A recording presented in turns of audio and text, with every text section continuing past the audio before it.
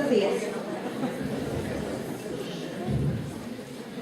En seguimiento al programa que está presentado, ahora me toca a mí continuar con el trabajo Interacción entre reportes verbales y tipos de instrucción en la Torre de Londres. Este trabajo está realizado por la línea de procesos lectores sustitutivos, que ya no se llama así, porque recuerdo el nombre, por Rosalina Arroyo, una servidora, Luisa Cepeda, Hortensia Hickman, Diana Moreno, y con nosotros ahora están reunidos Sergio Méndez. La primera, por favor. El objetivo general de esta línea es estudiar las dinámicas de conformación y cambio de algunos de los procesos complejos humanos, tales como aquellos denotados en la psicología tradicional como pensamiento y lenguaje, solución de problemas, etc. Y esclarecer y generar nuevos problemas en torno a la transferencia. Estos objetivos fueron planteados como iniciales en la línea cuando el proyecto de investigación en el aprendizaje humano se formó en 1985. ¿Y el que sigue, por favor? En estos ya bastantes años, hemos abordado muchos problemas al respecto. Algunos de ellos, solamente como mera representación, es la conducta gobernada por las reglas, en caso del seguimiento y la generación de estas, la transferencia del comportamiento, transferencia entendida como responder de la misma manera ante situaciones novedosas, con pruebas intramodal, extramodal y transituacional, y los efectos de las instrucciones, en términos de los tipos de instrucciones que estas existen. La que sigue, por favor. El repertorio verbal de entrada ha sido una variable transversal a lo largo de las investigaciones. Hacemos muchas comparaciones entre niños y adultos, asumiendo que el desarrollo lingüístico genera un cambio. Los tipos de ayuda que estas poblaciones requieren en términos de su morfología y la densidad de la retroalimentación que se recibe. Aquí sigue, por favor. La preparación experimental que se usó durante 15 años más o menos es la tarea de igualación a la muestra, como ustedes seguramente ya la conocen, en su modalidad de primero y de segundo orden. En esta, permítanme.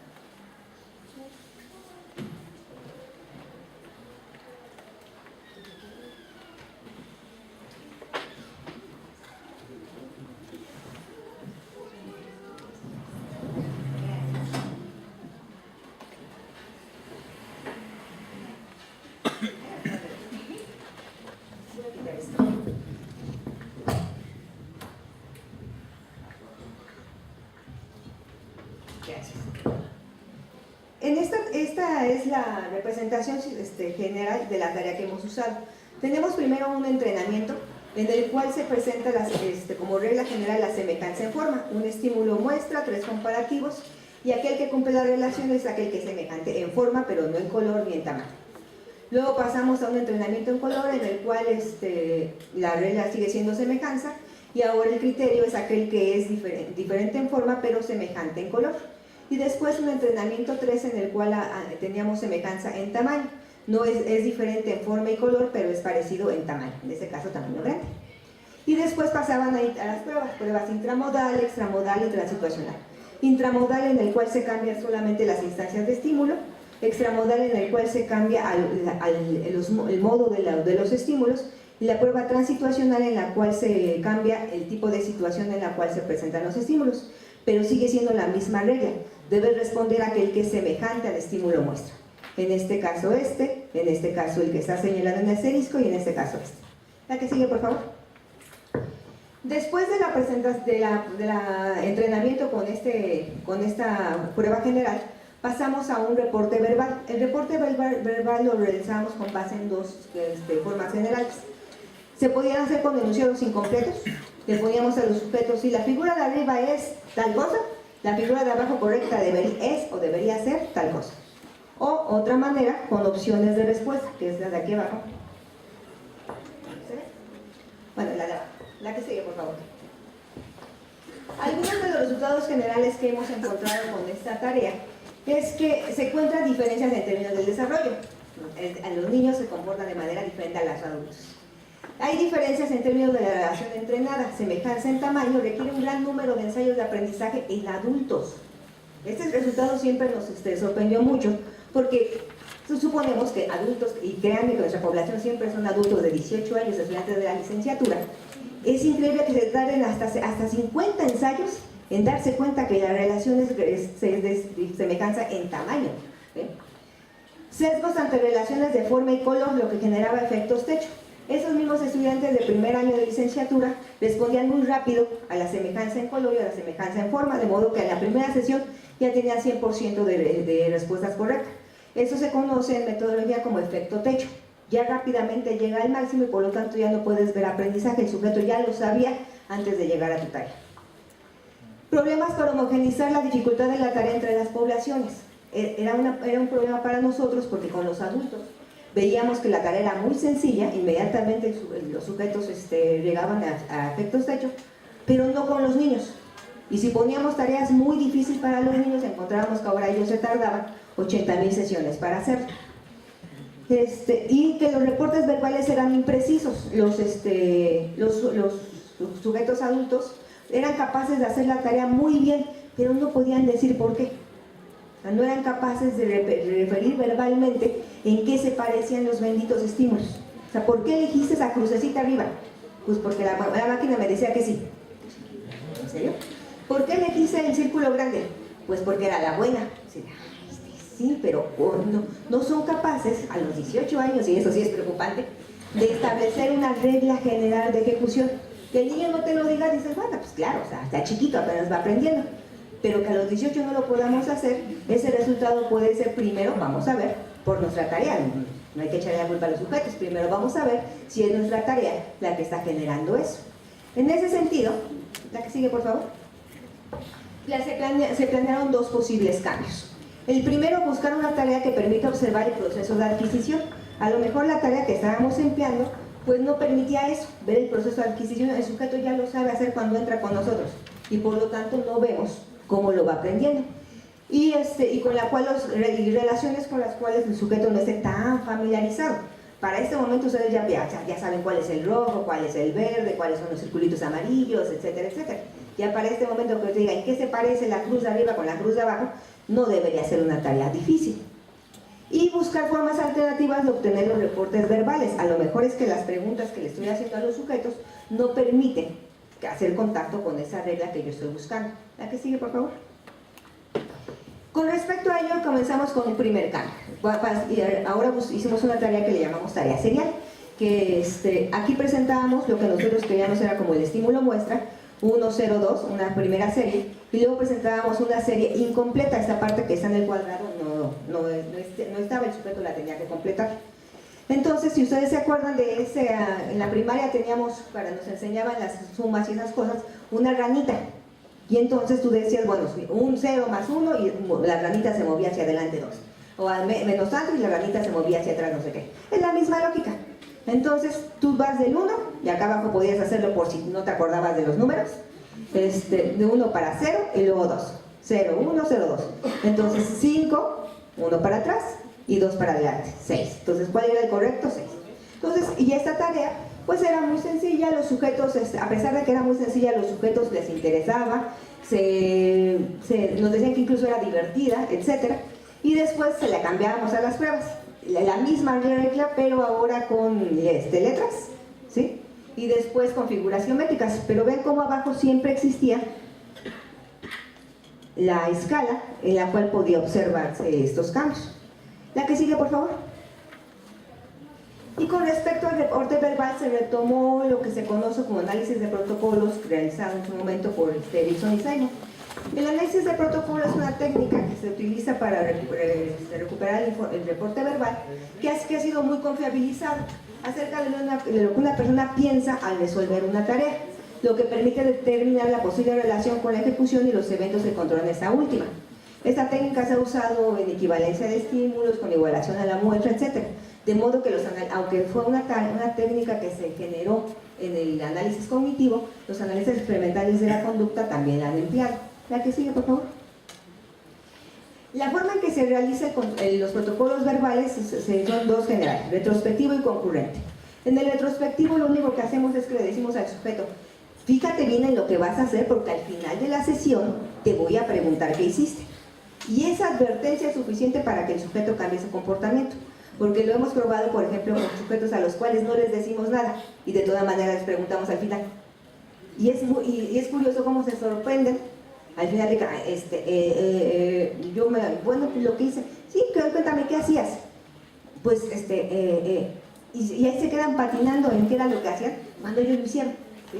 Entonces vas a advertirle a los sujetos que le voy a preguntar al final para que se modifique su comportamiento. Y otro es el concurrente. Aquí lo que hacemos es pedirle al sujeto que vaya diciendo en voz alta todo lo que está pensando con respecto a la tarea cuando va resolviéndole esta, ¿sí? Y es increíble, pero eso tenemos que entrenarlo. Porque si le dejamos al sujeto que verbalice nada más todo lo que está pensando, se pone a cantar canciones, se pone a pensar en las copias de aplicada. Una vez le preguntamos a un sujeto, tenía la tarea de igualación a la muestra, y le pregunto, ¿en qué estabas pensando cuando resolvías la tarea? Ay, que el color es azul, y atrás está el sol, y a mí no me gustan los colores azules, yo estaba pensando que es muy triste esta tarea. ¿Pero qué? Estabas pensando, no sé. Entonces tenemos que acordar, ¿qué pensabas con respecto a la solución de la tarea? Entonces el sujeto tiene que verbalizar todo lo que está diciendo sobre él. Una cosa importante es que se tiene que acostumbrar a su propia voz. Muchos de nosotros hablamos de nuestro propio comportamiento a lo largo del día y la gente dice que uno está loco, porque uno es muy feliz consigo mismo. Pero hay otros que no acostumbran a hablar. Entonces perder la pena de estar hablando de lo que están haciendo, eso también tiene que ser entrenado. Entonces después de eso ya lo ponemos en la tarea y el sujeto está hable y hable durante toda la resolución de la tarea, todo se videograba y después ahora sí le interrogamos al final de la sesión. La que sigue, por favor. Y este es en general el proceso que se realiza. Se expone a los participantes a una tarea de solución de problemas en la cual se le pide que hable.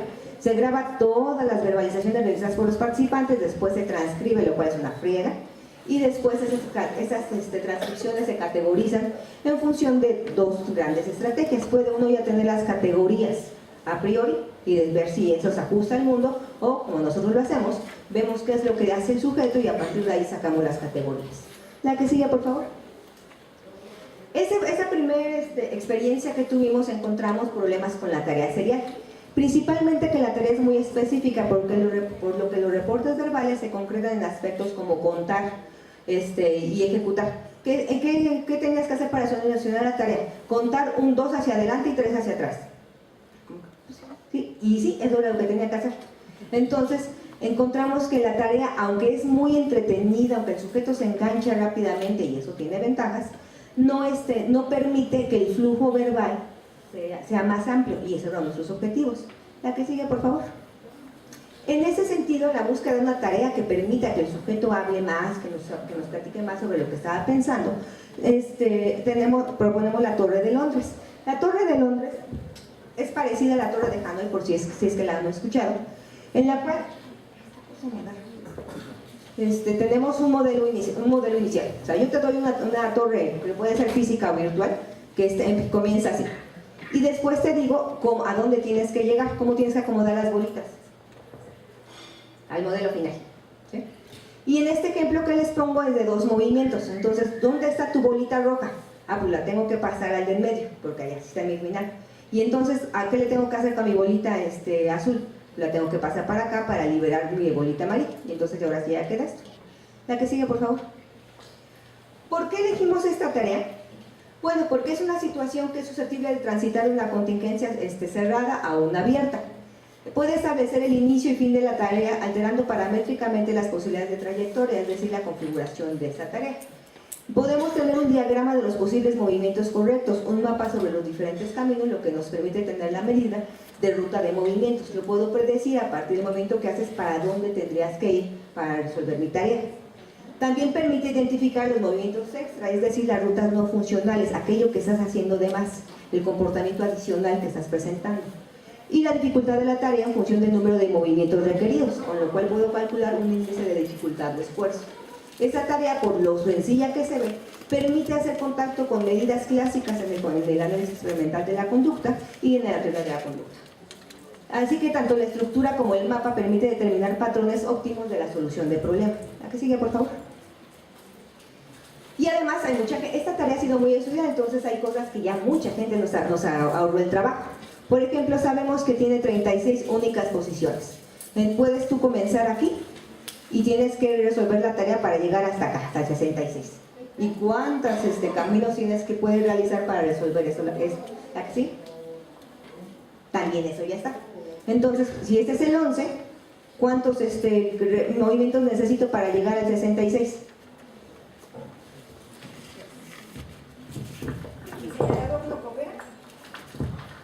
Entonces, si yo estoy aquí en el 11, yo puedo tener dos grandes rutas. Puedo irme para acá, 13, 14, 66, y ya resolví la tarea en dos movimientos, o puedo hacerme la vida difícil e irme por el otro lado hasta llegar hasta el 66, ¿sí? Y algunos sujetos hacen eso, ¿sí? Entonces nos permite saber cuál es una medida efectiva de solución de problemas, esta, porque solamente requiere dos movimientos, y cuál es una medida inefectiva de solución de problemas, aquella que te hace dar toda la santa vuelta. La que sigue, por favor. Con base en esta tarea hemos realizado un proyecto muy amplio que ha sido actualmente, que era apoyado por CONACYT, y yo les voy a platicar como ejemplo una de las tareas. Tenemos como siempre los niños y adultos, esa es nuestra base, comparamos poblaciones etarias. Y ahí tenemos dos protocolos, concurrente y retrospectivo, que son los que ya les platiqué. Y en ellos vamos a ver el tipo de instrucción general, específica y precisa. ¿Por qué? Porque una de las primeras pruebas que tienes que realizar cuando presentas una nueva tarea es que puedes encontrar los mismos resultados que se han encontrado con tareas anteriores. Porque si no, puede ser que solamente sea un efecto de la novedosidad de tu tarea, o que encuentres que los resultados son totalmente diferentes. Por lo tanto, comenzamos replicando experimentos con variables súper conocidas, sus efectos en el condicional, con las tareas de evaluación a la muestra y con los programas de reforzamiento, es decir, tipo de instrucción. Se ha reportado muchísimo que la cantidad de información que presenta una instrucción ante una tarea afectan positivamente el grado de precisión de la respuesta. Es decir, que entre más clara sea tu instrucción, es más precisa tu respuesta. Entre más general sea tu instrucción, más amplia, más desorganizada es tu respuesta. Entonces, por eso comenzamos con esta variable. Tenemos entonces concurrente, general, específico y preciso, retrospectivo, general, específico y preciso, y adulto los mismos grupos con las mismas condiciones, con los mismos subgrupos. Y después pasamos a un entrenamiento. El entrenamiento era con esta torre de Londres, con bloques de 4, de 5 y de 6 movimientos. 8 ensayos de cada uno de ellos, de manera aleatoria se presentaron. Y después, eran 24 ensayos obviamente, y aquí había retroalimentación. La retroalimentación consistía en que no se le dejaba pasar al siguiente ensayo hasta que resolviera la tarea. O sea, si tú decidiste irte por el otro lado para resolver la tarea y llevas 80 y tantos movimientos y todavía no acabas, pues hasta que acabes mi vida. Entonces había un cierre forzado del ensayo hasta que consigas la configuración final. Y después de eso, al final, les decíamos, tuviste tantos aciertos. Aciertos es que el sujeto resuelva el ensayo en el número de movimientos mínimos requeridos. Si era de 2 y tú lo hiciste en 2, eso es un acierto. Si era de 2 y tú lo hiciste en 3, eso ya es un error. Después de eso se le hacía una entrevista a todos los sujetos, independientemente del protocolo y del tipo de instrucción, y con eso terminaba su sesión. Al otro día pasábamos a una prueba 1, en la cual lo único que hacíamos era la misma tarea, pero ahora hacíamos con bloques de 7 y 8 movimientos. Incrementábamos la dificultad del ensayo. Y el cambio es que obviamente aquí no hay retroalimentación. Y al otro día presentábamos una prueba que le dábamos extrasituacional, porque lo que cambiábamos era la figura geométrica de la tarea. Uno más, por favor. Esa es la parte de las instrucciones, porque al ser la variable importante es donde quiero poner énfasis. Teníamos primero uno más. Esa es la instrucción, la primera pantalla que todos los sujetos recibían. Esa es la torre de Londres y consiste en 3 postes de diferente tamaño y 3 esferas, amarilla, roja y azul. Tu tarea consistía en mover las esferas con el mouse para igualar el dibujo meta, está presentado allá, en el menor número de movimientos y tiempo posible. ¿Cuál es tu tarea? Hacerlo en el menor número de movimientos y tiempo posible. Presiona el botón siguiente para continuar. ¿A qué sigue? Segunda pantalla. Como ven, aquí ya hay diferencia. El grupo de instrucciones generales recibe muy poquita información y los grupos específicos y precisos reciben la misma información. ¿Uno más? El grupo de instrucciones generales solamente se le decía, presiona el botón reproducir para ver un ejemplo, apretaba el botoncito de abajo y se presentaba un video en el cual se veía cómo se movían las bolitas. ¿La que sigue? Y a los otros dos grupos se les presentaba, además del video en la parte de abajo, las reglas son: solo puedes mover una esfera cada vez. Cuando uno tiene la Torre de Londres, y por eso no lo hacemos con la Torre de Londres física, los sujetos tienden a quedarse con las pelotas en las manos. Quieren sacar la azul y sacan la roja, se quedan con la roja en la mano en lugar de ponerla y tratan de sacar la amarilla. Así de, no, eso es una violación a la regla, tienes que sacarla. Pero no se quedan, incluso en esta torre, en la virtual, los sujetos ponen el mouse en la amarilla y tratan de sacarlo. No se va a pasar. Eso le llamamos errores de transgresión. Hay una regla, la física no te deja hacer eso, pero tú tratas de hacerlo. No puedes mover una esfera si hay otra arriba, ¿verdad? La gravedad te lo diría, pero aún así los sujetos lo intentan. Y 3, solo puedes colocar 3 esferas en el poste alto, 2 en el mediano y 1 en el pequeño, simplemente porque no caben. Pero aún así los sujetos también lo intentan. Les repetía, eso le llamamos errores de transgresión. Son sujetos que tienden a transgredir las reglas buscando solucionar más rápido el problema. La que sigue, por favor. Esa es la pantalla 2. La pantalla 3, vean cómo el grupo de instrucciones generales, ya solamente le digo, a continuación podrá realizar unos ensayos de prueba, y el grupo de instrucciones específicas le agrego los criterios de retroalimentación, y después de cada solución saldrá un mensaje que te indicará: no te excediste si realizaste el ensayo con el número de movimientos, o te excediste cuando realizaste más movimientos de los requeridos. Y al grupo de instrucciones precisas además le agrego, además de los criterios de retroalimentación, en cada ensayo se te dirá el número de movimientos requeridos y el número de movimientos que llevas. Es decir, le presento un contador que dice: ya llevas 2, ya llevas 3, ya llevas 4, ya llevas 5. Como cuando jugamos Candy Crush, en el que te va diciendo cuántos movimientos te quedan, cuántos movimientos vas gastando, etc. La que sigue, por favor. Y entonces ahora sí regresamos a nuestra tabla, esa fue la parte de instrucción, y podemos tener todos nuestros entrenamientos que ya les platiqué. La única que quiero hacer énfasis es esta de la prueba 2, por cómo cambiamos eso de la modificación de la tarea. ¿La que sigue? En este caso, vean, es la misma, es hasta los mismos figuros, el mismo tamaño, etc. Solamente cambiamos las figuras geométricas, quitamos los colores, que era lo que escaneaba antes, y ahora cambiamos a figuras geométricas negras. Pero la lógica sigue siendo exactamente la misma, y no debería generarles ningún problema. ¿La que sigue? Con base en esto, ahora una de las ventajas que tiene esta tarea es que es computarizada, por lo tanto todo se guarda en la maravillosa computadora y nos genera una maravillosa base de Excel, donde lo que ya no tiene que hacer nada, no tienes que estar peleando cuántos segundos, y a ver, agrégale 2, y tú en qué momento perdiste el reloj, y no, ya viste, yo no traigo segundero, y ya valió gorro, y etcétera, etcétera. Entonces nos saca aquí cuál es su participante, el nombre, la edad, en qué grupo, la sesión, el ensayo, latencia, duración, número de movimientos extra, el ensayo correcto, la ruta que siguió el sujeto para resolver la tarea, y los errores de transgresión si es que lo cometieron o no. ¿La que sigue, por favor? Yo solamente les voy a presentar ahorita 2 de estas variables para tampoco aburrir. Movimientos extra. Porque finalmente esa es una de las variables en donde esperábamos ver los efectos. Si el sujeto, si lo que nos predice la teoría es que entre más precisa es la instrucción, más preciso debería ser el comportamiento, lo que yo esperaría es que los movimientos extra pues se vayan eliminando. ¿Por qué? Porque te voy diciendo cuántos movimientos ya llevas. Entonces, tenemos del lado izquierdo, de su lado izquierdo tenemos a los niños y de su lado derecho tenemos a los adultos, entrenamiento barras verdes y después prueba 1 y prueba 2. Como pueden ver en el caso de los movimientos extra, hay una diferencia, uno más por favor, no se ve. Hay una diferencia importante en el caso de los niños. Vean. Los niños emitieron casi 100 ensayos, 100 movimientos de más para el entrenamiento. El grupo 2 de instrucciones específicas fueron como 90, casi 90 movimientos de más, mientras que el grupo preciso baja un poco a 80. Entonces este grupo corrobora parcialmente lo que esperábamos, porque ciertamente a medida que la instrucción se va volviendo más precisa, la ejecución va cambiando, pero el efecto no es muy importante.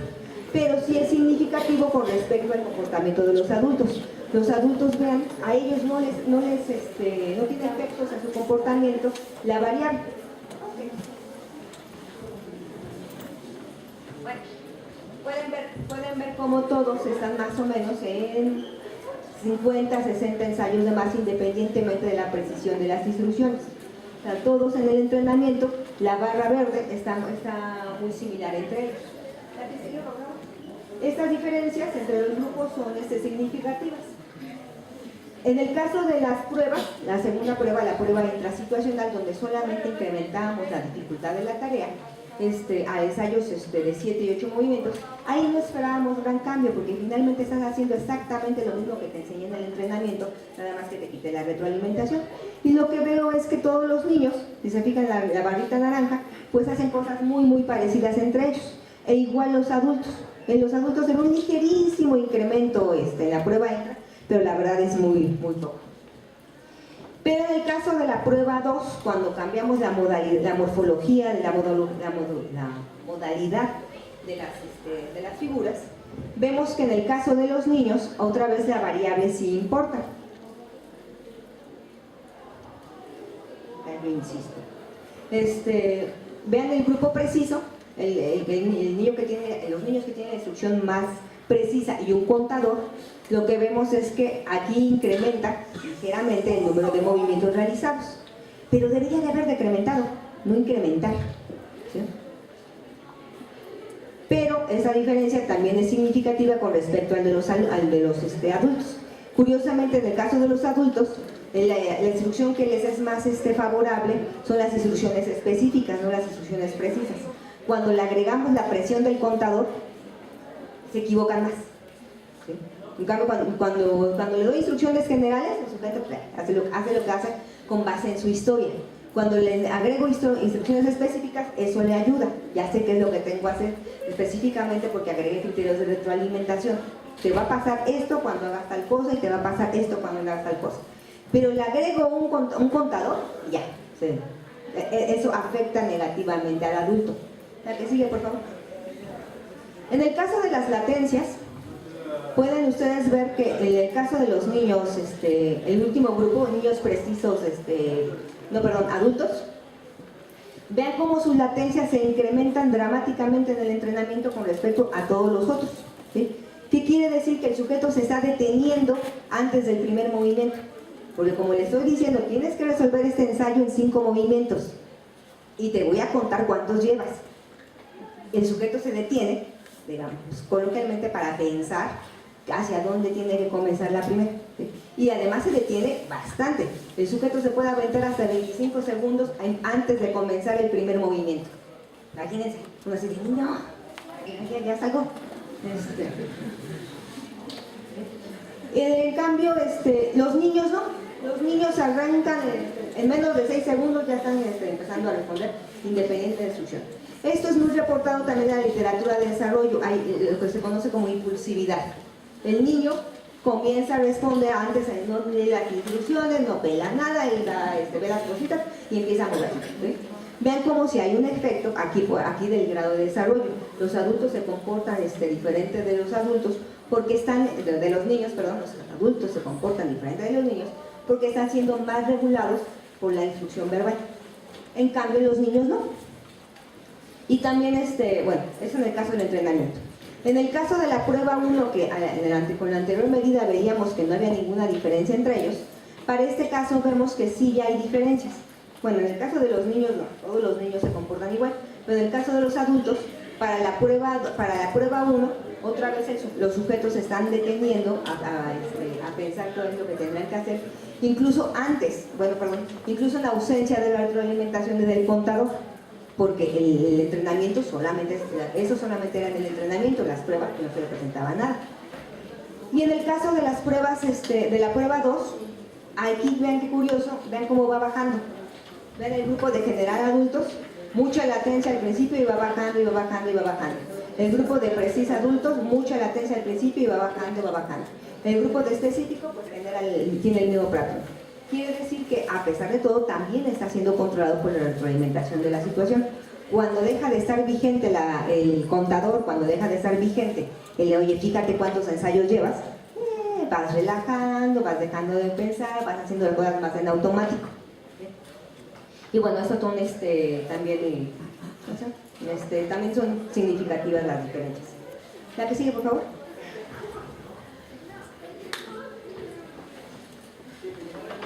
En conclusión, los resultados muestran que el tipo de instrucción tiene efectos sobre la latencia, de modo que entre más precisa se sea en adultos, entre más precisa la instrucción, más preciso es el comportamiento en los adultos, lo cual es consistente con la evidencia previa.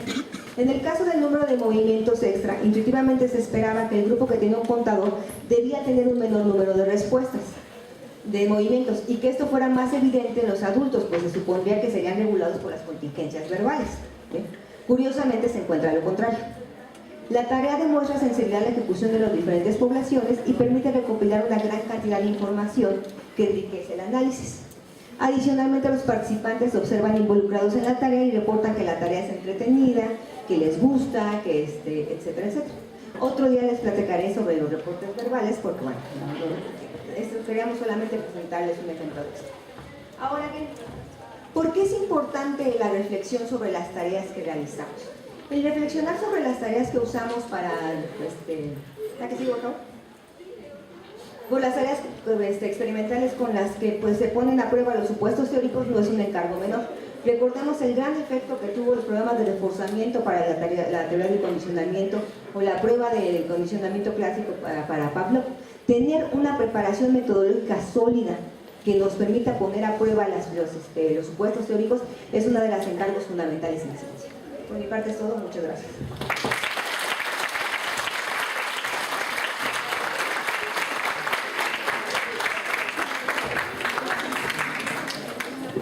Muchas gracias, doctora. Tenemos tiempo para un par de preguntas. Si alguien quiere hacer alguna a la doctora Arroyo.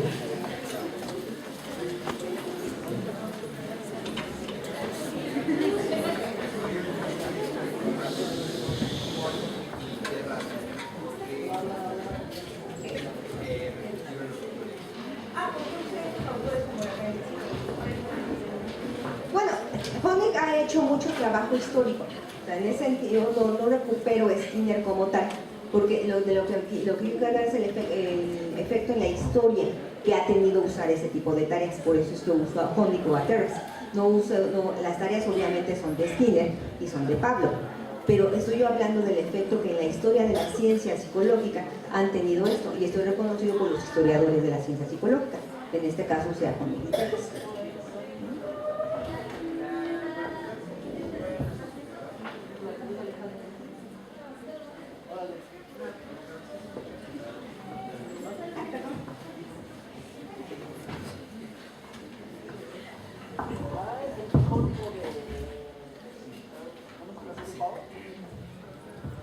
¿Han pensado en la posibilidad de que los individuos hagan una descripción de los posibles movimientos con una manera de regular, de tener elementos para decir qué está ocurriendo en ese periodo en que le dan una instrucción y comienza con el primer movimiento?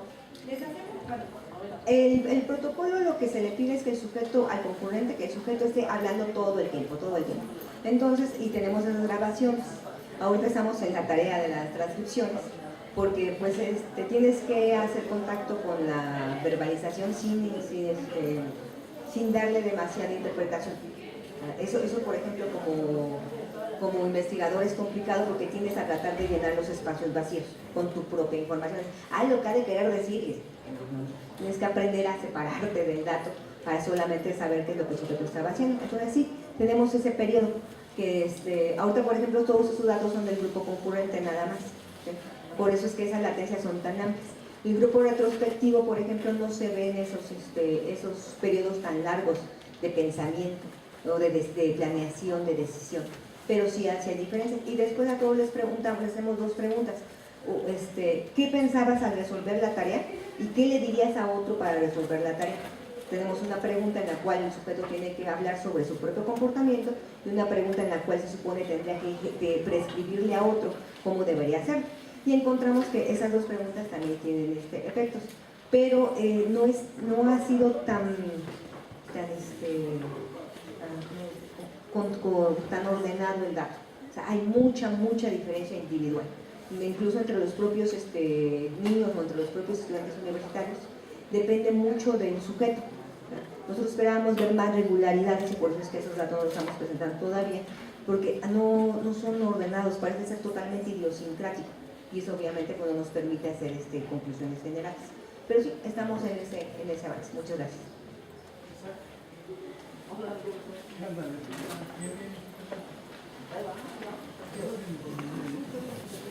Bueno, pues les agradezco mucho.